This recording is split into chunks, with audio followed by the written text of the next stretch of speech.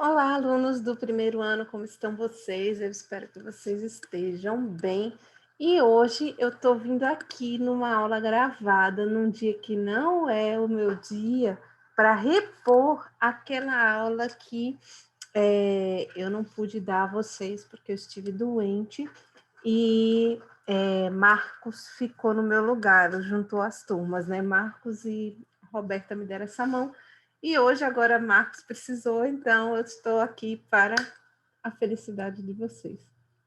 Então, bora começar a nossa aula de hoje. A gente vai continuar o assunto de arte egípcia. Essa semana, quando foi quarta-feira, a gente fez uma revisão dos conteúdos de pré-história para a prova. Hoje a gente vai continuar o assunto de arte egípcia. Isso não cai na prova, tá, gente? É um assunto eixo, então façam anotações, porque dessa vez eu não vou poder deixar com vocês o slide, só em outra aula, porque como está gravado, não está ao vivo, não tem como eu deixar, tá?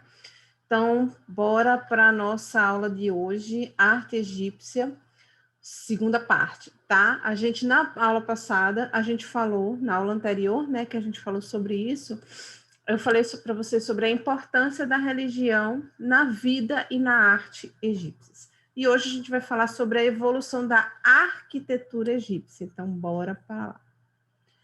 Então, quais foram as principais manifestações arquitetônicas dos egípcios? Claro que eles trabalharam outras coisas, a gente tem as residências dele que são estudadas, inclusive as residências egípcias acabaram influenciando a criação das residências gregas, que foi um outro povo, mas a gente vai destacar aqui as três mais importantes e mais destacadas mesmo deles, que são as mastabas, as pirâmides e os templos, tá? O que são as mastabas? São as primeiras construções funerárias, né? Era uma tumba, né, em forma de retângulo, né, fechada ali, e depois a gente teve as pirâmides e os templos, tá? Então vamos falar aqui desse surgimento. O primeiro faraó da terceira dinastia que construiu o primeiro grande edifício de pedra foi Djoser, tá? Ou Djoser. Ele fez a pirâmide de Saqqara, que é essa conhecida como pirâmide dos degraus. Ela está no mesmo lugar onde se encontram as construções funerárias mais antigas do Egito, em frente a Mênfis. Como foi que ele fez? Ele queria construir uma mastaba gigante, só existiam mastabas, e ele teve a ideia de fazer uma mastaba em cima da outra. Era essa a ideia dele. Alguns pensaram, meu Deus, que ideia de jirico. Não, não foi uma ideia de jirico, ele acabou criando um novo estilo que aí várias pessoas começaram a imitar. Inclusive, essa não é a única pirâmide dos degraus de lá, mas essa foi a primeira, tá? Depois a gente teve Snefro, ele é o pai lá de Kelps, famoso ali da esfinge de uma das três pirâmides de Gizé. Então, o pai dele, Snefro, ele era da quarta dinastia e já começa com esse faraó, tá certo? Ele desenvolveu um método para fazer aquela mesma mastaba ali, aquela mesma pirâmide dos degraus, só que fazer ela com a face lisa. Só que ela não fica retinha, não, tá? Ela fica meio abaulada, assim, como você pode ver, ela é meio arredondada. Mas é a primeira vez que tem uma pirâmide com a face lisa. A sua pirâmide foi construída em Dachau, mas foi superada, lógico, pelos faraós seguintes, principalmente o seu filho Kelps. E aí a gente tem essas pirâmides de Gizé. O complexo de Gizé foi construído por três faraós, Kelps, Kefren e Miquerinos. Pode ser Kelps, Kefren, pode ter outros nomes como Mecaure, enfim. Vocês podem encontrar com esses outros nomes, mas no Brasil a gente chama dessa forma, tá? E são as três, elas são as maiores pirâmides do Egito. Inclusive, essa pirâmide maior de todas, central aqui, eu não sei se vocês percebem, ela tem uma capinha aqui só em cima. Essa capinha só em cima, ela brilha no sol, é um material que brilha, quase um vampiro Edward. E aqui, ó, se vocês olharem, ela foi arrancada. Essa capinha cobria a pirâmide inteira. Então, a pirâmide central, a época dos faraós, nossa, ela brilhava no sol, aquela pirâmide central. Com o tempo, elas foram arrancando, até mesmo na época dos próprios faraós, não dos faraós que construíram, mas alguns séculos depois, outras pessoas iam lá e roubavam esse material, e até pouco tempo, e aí a gente tem a pirâmide tá do jeito que está hoje, tá? E aí surge o novo império, ok? Ele foi marcado pela arquitetura religiosa, como os templos de Amon-Ra em Karnak e o de Horus em Edfu. Vou mostrar fotos para vocês já já. A arquitetura doméstica também começa a ser analisada desse novo império, né? A arquitetura produzida desse novo império. E a arquitetura que vai ser mais analisada são as casas que são desenterradas em Tel El Amarna, que serviam aos artesãos que foram contratados pelo faraó herege. Eu não sei se vocês sabem da história, teve um faraó que é considerado faraó herege, inclusive os egípcios não gostavam muito de falar o nome dele. É tipo... Como é o nome? Meu Deus, daquele que nos pronunciou o nome em Harry Potter. Esqueci. Enfim, é um cara que nos pronunciou o nome. Que não tem nariz, né? Esqueci o nome dele. Voldemort. Olha, esse cara era o Voldemort. O que acontecia? Akhenaton, que ele na verdade era Amenófis IV, ele mudou o seu nome e quis mudar toda a estrutura religiosa do Egito. Como ele resolveu fazer isso? A gente já teve o Antigo Império, o Médio Império e no Novo Império, gente, mais de 2000 anos de história, ele resolveu do nada, assim, porque ele quis mudar toda a estrutura religiosa de politeísta para monoteísta, para adorar um único Deus, que é o Deus Atom, que a representação dele é o disco solar. Então, ele construiu toda uma cidade para ser a cidade capital do Egito, né? Akhetaton, para onde ele se mudou, né? E não sei se vocês sabem também, a esposa dele era a famosa Nefertiti, e o filho dele vem a ser ninguém menos do que Tutankhamon, o grande faraó, que, na verdade, ele durou pouco tempo. Quem governava, na verdade, depois da morte de Akhenaton, foi a própria mãe, né, que governava, e ele assinava, porque ele era uma criança, um adolescente de 14 anos até os 18 anos, mais ou menos. Ele teve uma morte muito precoce. Mas Tutankhamon, né, que substituiu, ordenou que fosse destruída essa cidade e tipo ninguém mais fosse lá e ninguém mais pronunciasse o nome desse faraó. Isso foi feito justamente para acirrar, arrefecer os ânimos dos sacerdotes que estavam muito, né? Meu Deus, que terror foi esse período desse governo desse cara, porque os sacerdotes dos outros deuses, eles ficaram muito pé da vida com isso, né? Eles detestaram essa ideia.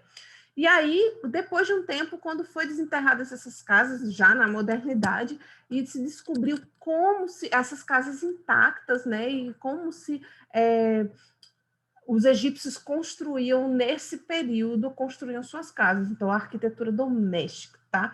Elas eram construídas em alvenaria, né, em tijolo, e não eram feitas em pedra, como as grandes construções, mas elas tinham significação essencial na arquitetura egípcia, e delas se originam todas as formas arquitetônicas egípcias. Então, ela é a base para o estudo das formas arquitetônicas egípcias. Veja só, Kenaton fez alguma coisa legal, então. Né? Então, bora lá. Nesse período é que sobe ao poder também Ramsés II. Ele não é descendente de ninguém, tá? Ramsés II ele não é filho de nenhum. Na verdade, ele é filho do rei Seti, né, do faraó Seti I.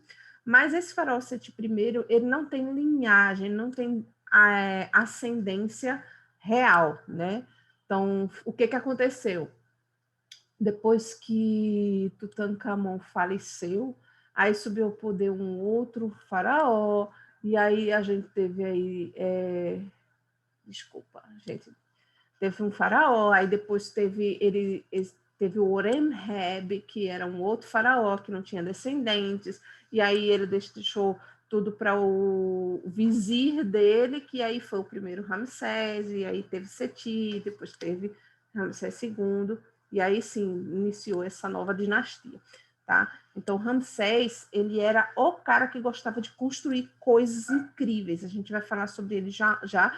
Inclusive ele foi um dos maiores construtores de templos e de obras incríveis nesse período, mas ele também era meio sacana, porque ele destruía algumas coisas antigas para poder colocar nas dele, ou apagava o nome do faraó de determinada construção para botar o dele, ou fazia um adendo, né? Por exemplo, já tinha o templo aqui, fazia uma partezinha a mais e colocava como se ele tivesse construído o templo todo.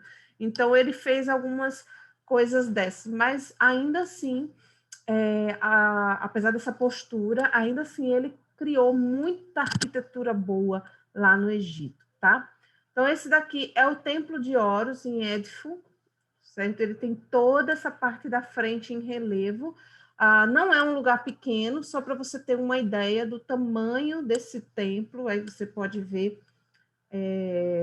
as pessoas, né, para você ter uma ideia do tamanho, tá? Aqui é um esquema, tá? Um desenho feito a partir do que foi encontrado de arquitetura residencial lá na cidade de Aquetaton, né, em Tell el Amarna, e essa arquitetura, você vai ver que já tinha essas colunas, né, que elas vão influenciar diretamente depois as arquiteturas, não só egípcias, mas também a arquitetura grega. Ela tem esse jardim de inverno no centro, ela é extremamente decorada e pintada, era uma arquitetura muito bonita. Do lado de fora das casas, quem tinha um pouco mais de grana, né, quem estava numa classe social um pouco mais superior, podia ter as suas piscinas, e tinha o paisagismo, que era um tipo de arte, ainda hoje se utiliza, que você planeja o seu jardim, a planta que você vai colocar em determinado lugar, qual o tamanho que essa planta vai crescer, e se ela vai ser uma boa planta para aquele local. Então, você tem aqui, as piscinas eram com as águas sagradas do Nilo, né, as próprias águas do Nilo, que eles colocavam, e às vezes elas tinham peixes, tinham plantinhas aquáticas. A gente tem alguns arbustos que eram plantados e tinha árvores. Algumas dessas árvores tinham trepadeiras também, árvores frutíferas, como as tamareiras e tal. Então, eles faziam esse arranjo. Aqui vocês podem ver um pouquinho da cultura, né? Eles criavam animais e também eles jogavam muito um jogo de tabuleiro chamado Senet, que é um jogo em que as peças vão andando. Eles não tinham dados, mas eles jogavam os ossos, né? Que eram pecinhas de ossos que tinham formatos diferentes, e dependendo da forma como esses ossos caíam, ia definir a quantidade de casas que eles iriam andar. Aí vamos falar de Ramsés, que ele foi o mais famoso faraó egípcio. Estima-se que ele tenha sido o faraó da história de Moisés, né, no Egito. Não do nascimento de Moisés, mas da história da saída, né, dos povos do Egito. Algumas de suas construções são o Ramseu de Tebas, parte do templo de Luxor, a sala hipóstila do templo de Karnak. Então o templo de Karnak já existia, então ele fez uma sala nesse templo. O templo de Hathor, que eu acho que é a obra mais importante, assim, mais icônica, que é um templo em honra a si próprio e a sua esposa amada Nefertari. Ele tinha umas 100 esposas, mais ou menos, mas era mais para reproduzir, né, para ter um herdeiro. As duas principais esposas dele eram Isis-Nefer e Nefertari. Nefertari foi considerada a esposa que ele amou realmente, entre todas elas, praticamente ela é citada em todas as obras que ele fez, e esse templo ele foi feito pouco antes dela falecer por causas desconhecidas, né? Ela faleceu bem jovem. Ramsés foi o faraó que mais durou, né, no Egito. Ele viveu bastante tempo, governou por 66 anos, mais ou menos, e ele, durante esse tempo, ele produziu muitas obras, tá? Esse templo, ele foi removido na década de 1960 para Assuã. Realmente, ele foi removido. Ele era pregado na pedra, a gente vai mostrar. Ele simplesmente foi desmontado e colocado em outro lugar, porque para o complexo de Abu Simbel, porque houve uma construção ali a barragem de Assuã, e aí o aumento do nível do rio iria invadir o templo e estragar tudo. Então, foi uma força-tarefa para mudar esse templo de lugar. Hoje em dia, você tem o complexo arqueológico de Abu Simbel, que contém esse templo que tem uma parte dedicada a Hathor, que é a deusa do amor. Inclusive, nas esculturas da porta, umas esculturas gigantes, quando aparece a escultura da deusa Hathor, o rosto é de Nefertari. E ele também fez a QV 66, que é a tumba de Nefertari no Vale das Rainhas, tá? Aqui a sala hipóstila, né, do Templo de Karnak, ele fez esse pedaço. Aqui é o templo de Assuã, né, o templo de Hathor. A entrada ele é escavado na rocha e eles levaram tudo isso para outro lugar, né? Aqui uma outra parte. Agora como está em Abu Simbel. Aqui é a tumba de Nefertari, certo? Ela tem uma entrada e você desce por uma escada. Olha só. A deusa Isis, que é a entrada do templo, da tumba dela, e a parte interna.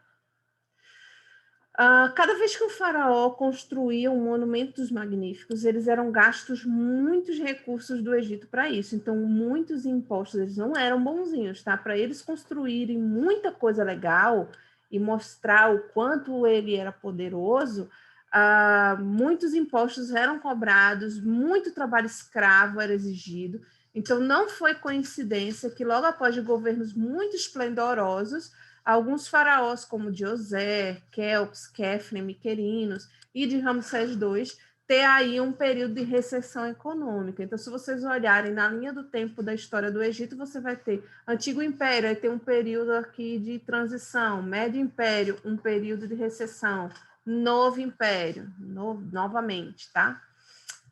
Então, é isso, pessoal.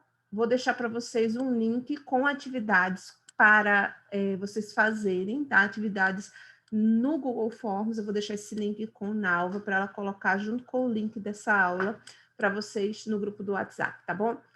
Beijo para todos e até a próxima. Tchau, tchau.